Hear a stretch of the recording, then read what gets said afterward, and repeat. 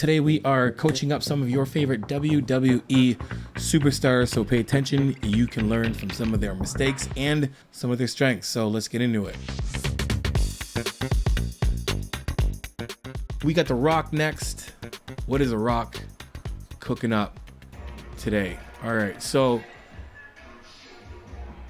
we got The Rock doing some... We got chains on the Smith machine. We're doing bent over barbell rows, Smith machine rows. So again, obviously, what's the point of doing this? When the higher you pull the weight, the heavier, it still has weight on the ground with it, right? And eventually it gets a little lighter, not lighter, but basically heavy at the top. You're getting constant pull from there. All right, we're gonna watch this from the beginning, actually. The Rock, okay, we have a reverse and we're holding. So there's really no point of doing this. There's no point, but we want to stay there. This is where we want to stay. We want to stay here, and I'd like to be a lot more parallel with the floor. But from here, we're looking at this rep here. The most beneficial part of this lift is when this is hanging, and these chains are kind of messing that up. At the bottom here, even though the chains are bunched up at the bottom, this only really is beneficial for what he's doing at the top. So what he's doing makes sense for this of what he's trying to do, but the best part of this lift is on the opposite part of what he is doing. So he's here controlling the weight and holding it here, and he wants the chains to challenge him more at the stretch part, at the at the peak, that contraction, scap retraction. That's what he's trying to do there. But he's gonna have more benefit with this chains off and that weight hanging here, being in that position, that posture where you're more parallel to the floor, and then all of a sudden you have that scap protraction and you're still engaged and the weight's pulling you down. So him doing this doesn't matter. It's not, it doesn't make sense. It's just more beneficial if he'd spend more time the stretch. Okay, now we switch sides to go pronated, and I know why he's doing that. You guys are wondering, why did he go on other sides? Simple reason. When he basically, if he wants to go supinated, he has to go on the other side.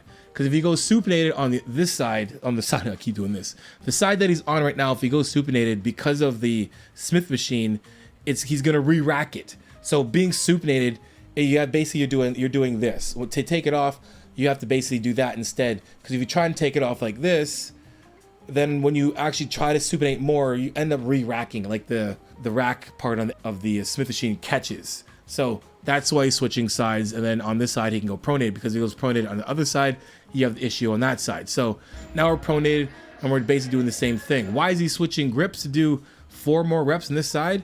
We have 8 total reps. You got 4 on one side, 4 on the other side. Doesn't do the opposite of this. Do the opposite of what he says. Don't even switch sides. Do 8 reps on one side completely, totally. 2-second negative, pause at the bottom, and then we want to drive it up, and then just get it up all the way, yoinks, full contraction, then ride it back down again, let it open up for a bit, do it again, back down, do the opposite of what The Rock's doing. The Rock, guys, The Rock, right? He's a superstar, movie star, he's got a good physique, whatever, but we got to show you guys how to do it right. And the other way is better for you guys, even for him. All right, man, we are next up on my man Roman Reigns. So it's some core work. Slam balls are fun for some core. Again, like, to make this even beneficial, come all the way up, but this is still good. This is still beneficial. These are really good to do. A lot of stress in your back. I much prefer doing leg lifts than this. All right, we're all guilty of it. I did look at his development. Amazing development is back here, right? So I can make a comment and you'd be like, yo, well, look at my man's back. He looks great. Yes, he does. But you gotta remember, I'm coaching up athletically gifted superstars, and what's worked for him is worked for him. But we have a lot of the fans of his who are going to want to copy what he's doing, and they're going to do this. Someone's going to grab this workout and copy it.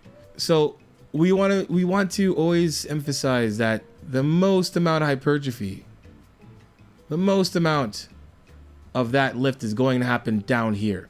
You can see where his rep ends. Like, great finish, but you want to finish, like, look how much his arm goes out, right? Not even full. Right? So get all the way, let the thing stretch, and then remember that cue, put pressure, or, you know, put pressure on that top handle or whatever handle, and that's going to keep your shoulders depressed while you do this exercise. So spend some more time out. All right. Again, like a lot of times I see people do this, this ends up being a trap and a more trap exercise than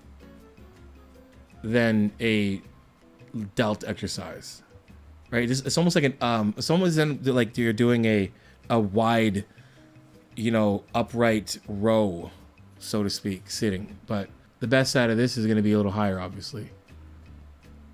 Now a little bit more stretch here, but again, I getting stretch, like have that stretch longer. Again here, neck straight back, but look at the neck. It's a lot of strain here. Range of motion, right? We can get so much more parallel. Just stay parallel from here. Let those scaps open up, stretch down there, pull. Again, this is what you guys need to do. This is what he needs to do as well too. You gotta understand, like, too, like these guys are beating the crap of themselves. So it's like, if you're gonna, like, and this is what I wish I knew when I was younger, when I was an athlete. I'm still an athlete, but when I was training as an athlete, if I would have known, if I would have thought more so of like, I'm going to be on the field beating the crap out of myself. Why do I want to do it even more in the gym? Right? You, like, when you're in the gym, you can be more precise. You don't, like, when you're beating yourself up in the gym, it's more so of like isolation. You know, your muscles are really working, and then they're resting, and they're working in a way where they're not getting traumatized. Like, where the rest of the body isn't going through a bunch of whack. And the issue is not necessarily the muscle that's getting the hit, because most of the time the muscles are getting hit, obviously. It's when your body's in a different posture that it shouldn't be, that you're getting unnecessary strain on the back, unnecessary strain on the neck, on the shoulders. You're getting an unnecessary strain in areas where you don't need. So it's like, be more precise in the gym, you know, with your training, athletic training, you know, be smart about it. Because you're going to be beating the crap out of yourself when you're on the field, whether you're fighting, you know, if you're, you know, in mixed martial arts, wrestling, track, hockey, baseball, soccer, you know what I mean? Like, you don't want to cause more trauma in the gym, unnecessary trauma. You want to beat the muscle up, but you want to beat your body up, ligaments, tendons, your skeletal, you know, your skeletal frame. Right? Slow it down. You know, again, get the full range. This is great too. Awesome way to see this. If you look at the way he's moving, it's great to see. You could see all the muscles that are being used here, but we're not, like, look at this lat. Look at this lat here. The lat here wants to just continue. It's like, yo, man, stretch this right out, man. Stretch that out. Stretch it out, right? Scaps are, you know, the traps, you know, great scap retraction. Everything's moving right, you know, but it wants to stretch. This thing wants to be, see that right before it comes back. It wants to be like, ugh. Now we're at Flex Lewis's gym. I absolutely hate this machine for this reason, right? And we're looking at it again, like looking at this, like this machine ends up being a dip, and this is how I actually do this machine. You guys have seen me do it before, but man, we want, like, again. We want this, stay in that and stretch, stay active, right? You should be letting this open up. Like, look at the range of motion is great. Look at where the weight, because the weight's letting him go all the way back. But we want to spend some time there. I would be like, let's ditch. You got to think about it this way, guys, right? When it comes to performance, this isn't going to help with performance, right? This is not a performance mover. Doing bent over rows isn't a performance movement. Doing dumbbell ladder raises isn't a performance movement, right? It's not an athletic. It's not going to help your athletic performance at all. So this is a strictly hypertrophy. So when it's hypertrophy in terms of like building the muscle, then we want to do that in terms of how we are going to do the full range of motion and the tempo. There's no point of doing this. This is useless. This is show. Love you, Flex. Love you, Raphael. Roman, sorry, but this is absolutely and utterly useless. You gotta Flex freaking do a back exercise, right? You know, let's take your time, get there. Like having a good pump is a pump. You know, you're trying to like elongate the exercise. You know, let's get a lot of blood in there. I get it, but like do the same thing. Let's do the same thing while achieving that good full range of motion, or at least that portion of the lift that's going to get us the most amount of muscle hypertrophy. Because hypertrophy just means expansion of cells. Muscle hypertrophy is expansion of muscle cells.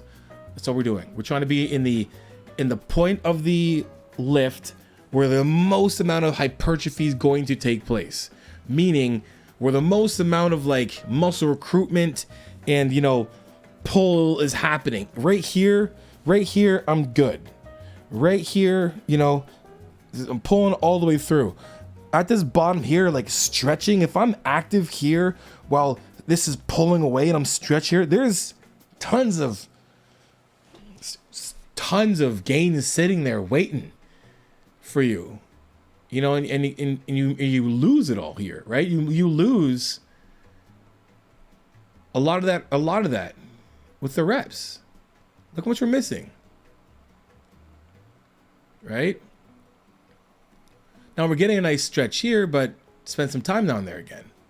We spend way too less time down here and way too much time at the contraction.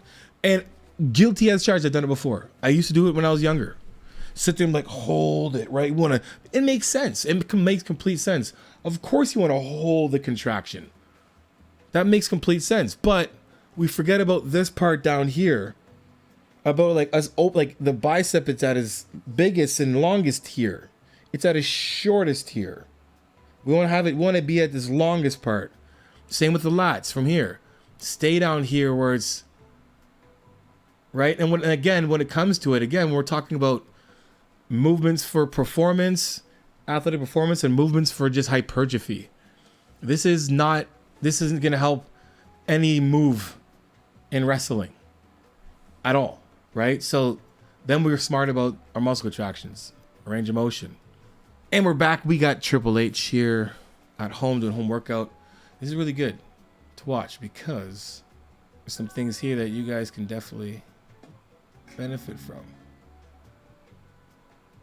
So like, you know, I like the range of motion here is good. He's doing a floor press. He's not going to get any lower than where his elbows are going to hit the ground. And I like how he's actually taking the time. You know, the range of, you know, the tempo is very controlled. You know, there's a bunch of movements you can do. Again, guys, whatever works for you. But, you know, you can benefit way more by just doing the most simple, basic ever for your lats. I mean, for your delts and every movement. I've done these before. I've done a lot of these exercises. And they do give you an absolute crazy burn. I'm not saying don't do it. If you want to have some fun and just burn the shit out of your biceps, out of your delts, whatever, go have some fun, burn your delts. But if you're trying to grow your delts, we need to lengthen them and then shorten them and lengthen them and shorten them, right? Have them short. And doing this, you know, even doing this might give me a massive bicep pump for sure, but it's not going to get what I really want out of what I'm trying to do, which would be, I want my biceps to be bigger. I want my shoulders to be bigger, right? This is everything he's doing is great, except for their whole wrist thing, trying to like get the rest of the range with the wrist. But what I love about this TRX band and whatnot is it does force you to lengthen the muscle, especially in movements like this. I used to love doing these, like you're here, you're fully stretched, right? So he's like fully stretched here. Right, so what's really good about that is it forces you to be stretched all the way. And again, like, you know, movements like this, I've seen this done in the gym. This doesn't. So doing stuff like this actually takes away from the benefit of just doing a normal dumbbell lateral raise. It's way more beneficial for your body to adapt to a movement without having to think about right, left, right, one arm up, one's down, one arm's up, one's down, rotating, alternating. And again, we're not getting the fullness out of this. Like, you know, if we can get a little higher, it'll be great. But again, like, there's no doing this is it looks fun, but you're going to get a more benefit of doing the actual movement itself, right? And then doing this, it's actually like doing this kind of pendulum type actually takes away from the side that's actually working because you're counterbalancing the weight. So it's not that beneficial at all. This is what he much fare better with is doing this and come up a little bit higher. Extending the arms a little bit more and coming all the way up. He'd be benefit doing that more than anything else that he's done this entire time. So guys, just stick to the basics. Stick to the basics. Now, last one here, we have the Undertaker, and this is exactly what happens when you put the bar on too high on your traps and your form is not good. And this is exactly what happens to you when you do it. You can see right away that there is no way his body's gonna let him go lower. I've seen this a million times in the gym. You've definitely seen it now you're watching this. This is number one, why we don't put the bar on top of our neck, like on top of our traps. And obviously the biggest reason is lifting too much that you can't lift in the first place, because Undertaker here cannot handle the weight that he has on here whatsoever. He breaks down from the second he starts, right? We have the typical, mistake. We have the butt goes back first, or the knees go back first, not hips and knees breaking at the same time. So you have this, boom, he shift. As soon as he does that, that weight is shifted right to his neck. And then his body goes into, because you gotta understand, right now, your body's like, you consciously are like, oh shit, in the mirror, but your body's like vulnerable place of, your sensory area, like all your senses here in your neck, on your spine, weight. Immediately, you're like this. Your body's like going to fight or flight now, and you're like this, and automatically you watch his body. It goes in this defense mode, like, oh my god, like protect yourself. Watch, boom. Right, he is not gonna go lower than this. He's not. It's not physically possible for him to go lower than this. If he would go lower than this, it's going basically over his neck. He's falling forward.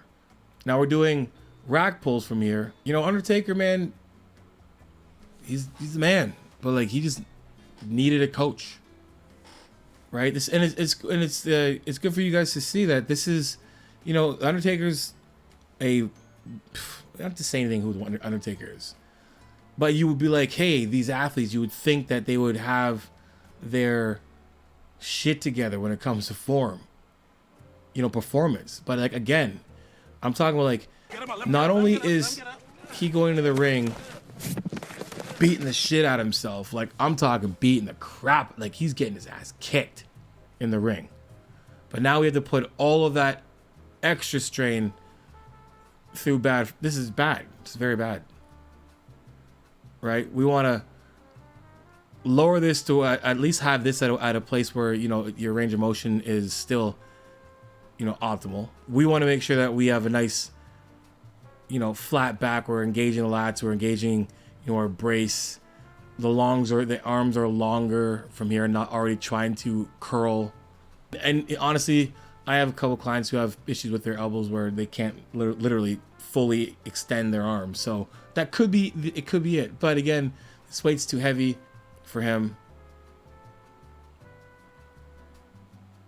Right now we're doing deadlifts. Right, he's just pure strong. I've done a bunch of deadlift videos. I'm sure my editor will stick a reference in the corner here, but this is exactly what we do not want from deadlifts. We don't want you reaching down, just lowering with your lower back. You can see the rounding of the back here. You know, his back comes up before his butt even does. Right, so we're lifting this with our back completely. Minimal legs, minimal, and then just dropping at the end. Right, here we go again.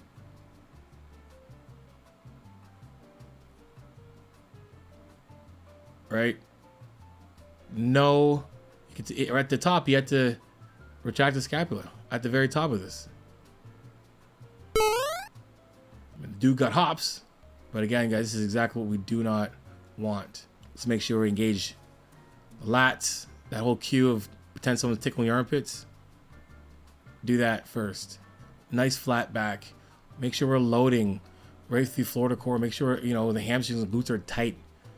Long arms. Right? Core is engaged. Pretend someone's tickling your armpits. Lock in. Flat back. Deep breath in. And then come up. This is back extension. Oof. Right, you see that? Avoid those things, guys. Hope this video helped you out. And if it did, let me know in the comment section below. And any more athletes you want me to coach up, let me know in the comment section below. And until next time, guys, you know how it is. Iron sharpens iron. Progressive overload your life. In the meantime, keep dream chasing. Peace.